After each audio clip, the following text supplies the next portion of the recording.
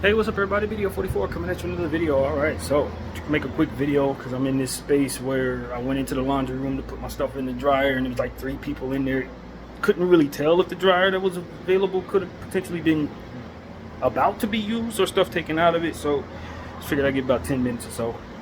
And so this is what it is. I'm thinking about basketball, man. Listen to some people talk about revisionist history with the Clippers. Listen to people talk about revisionist history with players. Because it's the summertime and there ain't really a whole lot going on right now that we can discuss. But for me, it's like, I have a nice Rolodex.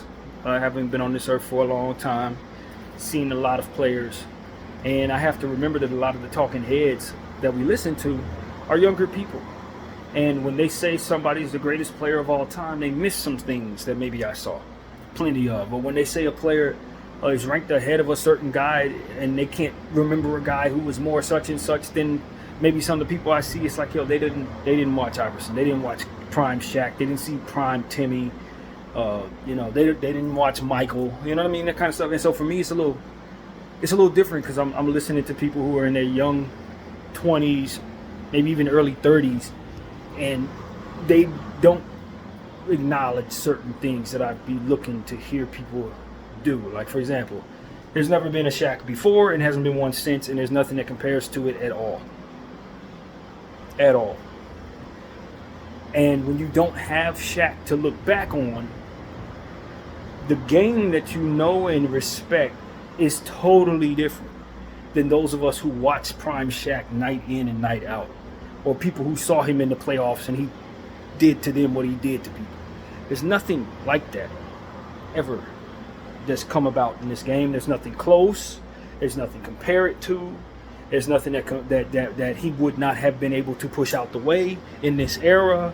There's no physicality like that of Shaquille O'Neal in today's league. To try to compare it is silly. Joel Embiid, not even close. Jokic, totally different type of player. All of them would have been repeatedly punished by this man. That's what people need to understand. Repeatedly. It was nothing like it. He dunked the ball with 2 hands and the whole stanchion shook for like a minute and a half. Only for him to come back down and do it again. It to the point where it would affect jump shots that took place after it happened. You come back, get a stop, come back down, the stanchion is still shaking. You taking a jump shot and the rim is moving. Ain't nobody like that, dude. Ain't nobody doing it like that in the NBA right now. At all. And while I respect that, like, we came into an era where spacing was the thing, and a lot of the people who know basketball today immediately go to somebody who can shoot the 3 ball, and that's what, that's Steph Curry, like, if he can shoot the 3 ball, that determines whether or not he's good. No. I cannot stress this enough. If Shaq played today, he would be very relevant because he would be punishing the hell out of those people, getting them in foul trouble and removing them from the basketball floor. That's the reality of the Shaq. That's the reality of the Shaq. You are going to foul him, and he's going to and one.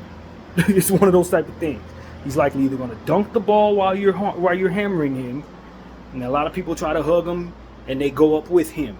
It's that kind of thing. He's taking you with him. You could try to hard foul him, depending on how big and strong you are. You may be able to hard foul him and be effective. But there were players who tried to hard foul him, flagrant foul him, and could not affect his body movement toward the rim as he hammered them and the ball at the same time. The punishment the man put out there, it's nothing like it, man. So when people say, who are the top 5 best players I've ever seen, there's no way I'm leaving Shaq out of that, because I know that there are a lot of players that y'all really appreciate that if Shaq was in their era, they would not have won the things they've won. And that's why Tim Duncan needs more respect.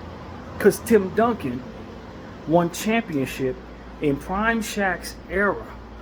He was able to actually overcome us sometimes. And so he doesn't get the praise that he deserves at all. And that's something that also is a bit frustrating when I start thinking about some of the top players I've ever watched.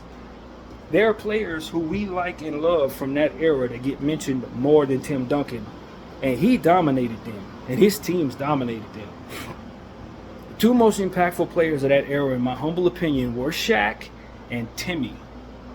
Kobe came along after Shaq left and really took on what was ultimately the next wave of greatness. But when it was Shaq and Kobe era, 01, 00, 02, when we were winning three-peats, it was a clear-cut number one. It was Shaquille, and then Kobe was the little brother coming along, carrying heavy weight around the perimeter and ultimately driving at the rim himself. And that's a fact. Kobe needed Shaq out of there so we could get the respect that we ultimately give him now. Because if Shaq would have played with him his whole career, Kobe would have always been seen as a number two or a Robin. Even though he held his weight, he gave pretty much the same type of production Shaq did in a different way. But it was no question who team it was. And that was why they had the problems they had. Because Kobe was the one who would put in all types of work. And Shaq would eat 6 and 7 cheeseburgers and then go out there and do that. So it's like, for me, who not only was I around for all that, but I was deadlocked on the team during those years. I didn't miss no games. It was my whole life watching the Lakers during that era of time when I was a teenager. I would skip opportunities to go out with friends, hang out with girls, so I could watch the Lakers. It was that serious to me during that era. So it was like, yeah, no, I didn't miss too much. And then night in, night out, I watched Shaq punish the hell out of teams repeatedly, make grown men look like babies. And the person that really gave us the most trouble was Tim Duncan, and we beat him more than he beat us. At the end of the day, we beat him more than he beat us.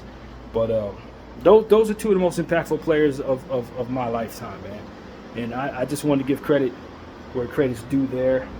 Also, when you talk about Michael Jordan, people need to understand that whatever you've seen the game evolve into, we didn't have to derive from.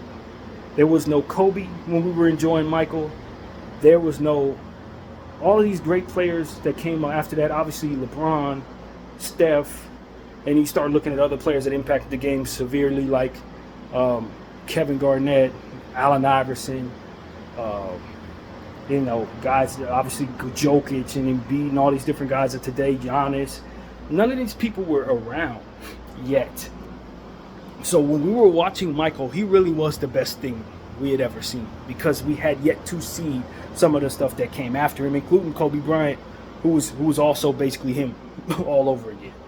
So when people look back on Michael and say, oh, Michael couldn't do this, Michael couldn't do that, guys of today are so much better than Michael, that's because they were studying Michael and the people that came after Michael and put their game together based on what they saw from him, just like he did from players who came before him. So it's not a fair call to say that Michael wasn't better than some of these guys who are now in place, when you consider that what all they've studied to pattern their game after wasn't even in place when Michael was doing all he was doing. You know what I mean? Guys like Paul George had to watch Kobe and Michael and T-Mac, you know what I'm saying, to become who it is that you guys praised him for being. So it's like, these are the type of things that kind of get frustrating, because it's like, oh, this dude couldn't even go left. Like, nobody could go left. Nobody had the handles like that back then. It wasn't, they were watching these guys and learning how to react in a way that evolved the game from where they were taking it. So it's not fair to look at those guys and say that. Just like it ain't fair to look at the guys that we call plumbers from way back in the day and judge them by the handles that we see from an Allen Iverson or even now, even further into the league now, like Dylan Ham. You can't compare handles like that to the handles of the 80s, because the people from the 80s didn't have these guys to pattern after. Now, if you could have gave everybody in the 80s tape of what was coming in the future while they were developing their game, the game would be even further developed, because the guys who you derive from would have otherwise had you, new school, to pattern their game after. So they would have taken the game even somewhere else further. It's just the evolution of basketball. So it's not fair to compare eras based on every new era has yesterday's era and the previous eras before it to pattern itself after. So for me, when I was watching Michael, having no knowledge of Kobe and anything that was coming after him, hell yeah, Michael Jordan was the best thing ever. He definitely was. And he was tearing through the league because he was the evolution that had yet to apply itself. He was the first of the new school of guys who were like him. who could do the things that he could do. So he was the innovator. He was the creator of things. Before him, there were certain things that he did that had never been done, that you now look up and say, oh man, DeMar DeRozan can do that. DeMar DeRozan would not be DeMar DeRozan if it wasn't for Kobe, and Kobe would not have been Kobe if it wasn't for Michael. You see what I'm saying? So that's something that needs to be understood, man. All these people are carbon copies of 23. Whether you think they're better than him or not, they took from him. He was who they were trying to pattern themselves after. So I just think that needs to be understood. And the older a lot of you guys get, the more you're going to see how the next generation takes from guys that you herald as the best in the world. Oh, he ain't, Bron did that. Oh, Steph did that before him. And the new school that's coming after us later on are going to be like, nah, we don't know nothing about no Steph Curry. Look at Steph. He couldn't shoot from 70 feet away. Look at Steph. Like, you know what I'm saying? It's going to be that type of thing when comparing their greatest players from the day that they're going to be in. So that's what just needs to be said, man. When you see enough generations pass, as old as I am, you see as many generations keep going and keep going, and you keep seeing the young people of that particular era do the same thing that the last young people did in the last era. It just gets to a point where it's like, all right, I'm learning these lessons. Fam. I watched all the T-Mac lovers say that T-Mac was the greatest thing ever. You understand what I'm saying? And then I seen people come after T-Mac and do it better than him. Before T-Mac, I seen all the Penny Hardaway lovers say he was the greatest thing ever. I remember Sean Kemp was the best thing anybody had ever seen. Harold Miner was the next Michael Jordan. Jamal Mashburn was the next Michael Jordan. There's been all these eras where these guys have come and gone and everybody thought was the greatest thing ever. They had their stands and their fans that, you know, would argue you down that this player is greater than somebody who's obviously better than them when you look back on it now. And it's just like, you get to a point where you start seeing it in real time as the moment starts to continue to pass, and you see people doing the same thing today with players that they love. And it's like, yeah, okay, fam. But if your guy doesn't go down and win championships, or your guy doesn't affect the game in a way that changes our lives forever, then he's going to drown in the fold of the real great players that only stand the test of time because of the accomplishments and the way that they change the game. And so some of y'all guys, your favorite players, they good, but will they go down as greats? Not if they don't leave a mark that makes people look back on them like I'm looking back on Shaq, like I'm looking back on Timmy, like I'm looking back on Jordan. Because if they don't, they're just guys in the fold. They just fall in line with everybody else that was a star, but not quite over great. Hall of Famers, but not quite legends of the time. You know what I mean? It's a lot of Hall of Famers, and that's the thing about the NBA. The NBA didn't make it very difficult for guys to get into the Hall of Fame. They've let some people in the Hall of Fame that kind of drew away from the tier levels that would otherwise make it so that certain players would be elite and understood to be elite versus the rest of the Hall of Fame. It's just a bunch of guys. You'll find guys that were borderline role players in the Hall of Fame in the NBA, which is, in my mind, unfortunate.